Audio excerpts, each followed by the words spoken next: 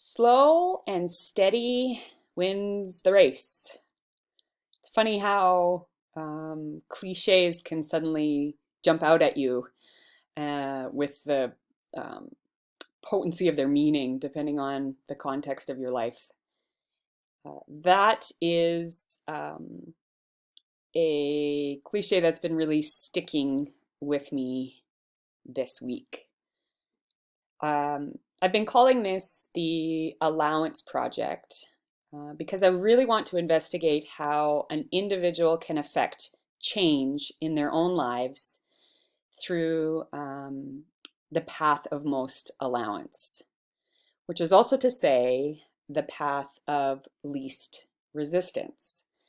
Um, so I really want to explore through my own experimentation how I can create sustainable, lasting change with the least amount of friction in my life.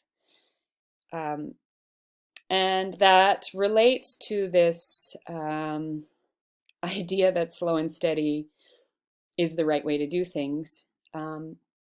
Because the faster we go and the harder we push, obviously, the higher the chances that we are going to resist those actions and those changes. For most of us, I think a New Year's resolution usually is to get healthier, to maybe exercise more, get fitter, eat better. I have always really liked to exercise, to sweat and get all those natural endorphins going. So exercising has never been a problem for me to get going. My problem is that I tend to push it so hard that it defeats the purpose of making me healthier. I will tend to get into a routine where I go on the treadmill and run an hour longer than I really should for my own well-being. Or I will do two back-to-back hour-long HIIT workouts like a lunatic, because the thought is if I put in extra now when I'm inspired or have the momentum, it'll compensate later for when I don't have the energy to do it, or I'm not in the mood, or I eat an extra brownie or whatever. It's this idea that I'm investing in something that will then pay off later, usually to compensate for any guilt that I have about acting against the new patterns I'm trying to create.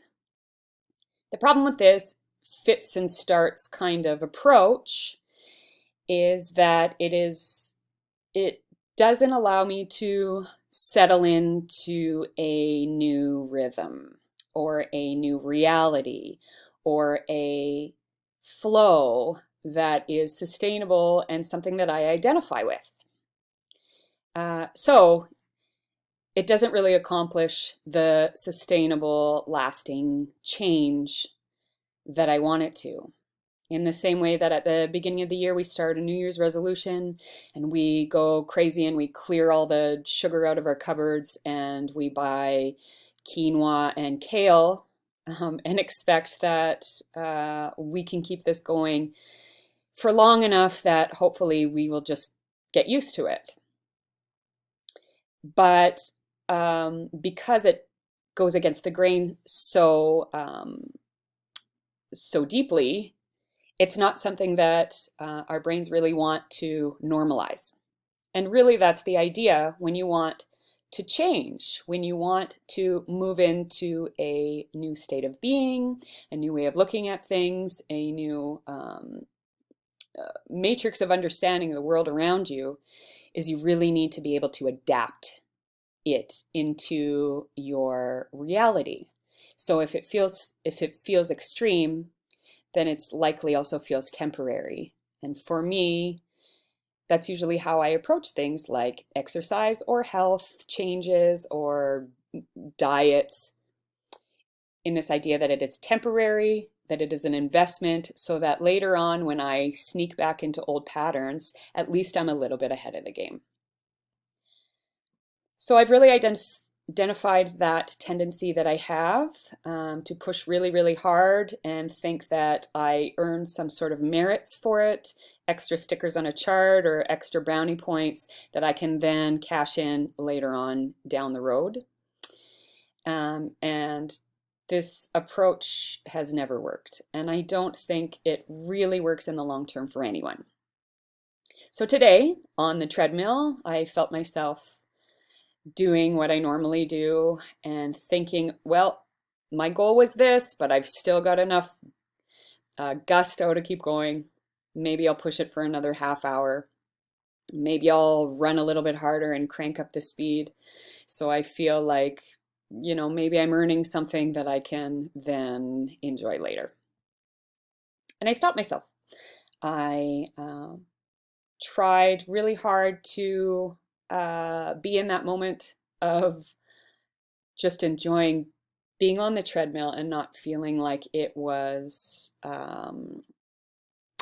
something that I needed to write down on a list later and pat myself on the back for, just to enjoy it. And when I got to the point where I was kind of bored and over it, I stopped.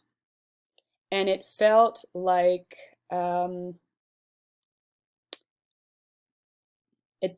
my initial thought was that was too easy. And then I realized that maybe that's exactly how it needs to feel. Maybe that's how change really does stick, is when we realize that it isn't as hard as we make it out to be. I got on the treadmill, I had exercise, and it was great. And that really is the point, is to develop a routine where it's easy to go take a break and run for a little bit. It should be easy because the whole point of our lives is to be comfortable and happy and to enjoy it. It also brought up the idea that sometimes I think, and I don't think I'm alone, that there's this need to validate ourselves by doing things the hard way, or thinking that if life feels hard, then we're doing something right because others would be impressed by it, because it's valued in our culture to strive, to work hard, to prove something. And really, we don't have anything to prove. That's not the point. And I'm really trying to get away from that this year. And I think that that is going to be a key piece in my own personal change over the year, is to relax into the knowing that there isn't anything to prove. There isn't anybody to impress. There isn't any ultimate goals that are an end game. And the more I think that there is an end game, a place where I will reach, where I've accomplished the things I want to accomplish, and then no longer have to try, no longer have to push, no longer have to change, that's never going to happen.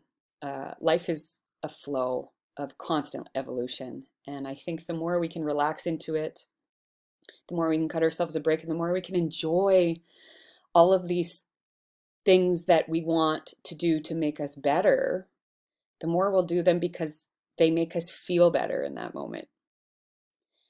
So that's been kind of my biggest insight over this week, is that if I really do want to allow change, I really need to stop feeling like it has to be difficult. Today the run was easy, and going for a run and it feeling easy alone is something I think is worth celebrating. And I hope you all find something this week that you did that didn't feel hard, but that moved you forward, and that you appreciate the value in that. Thanks for listening.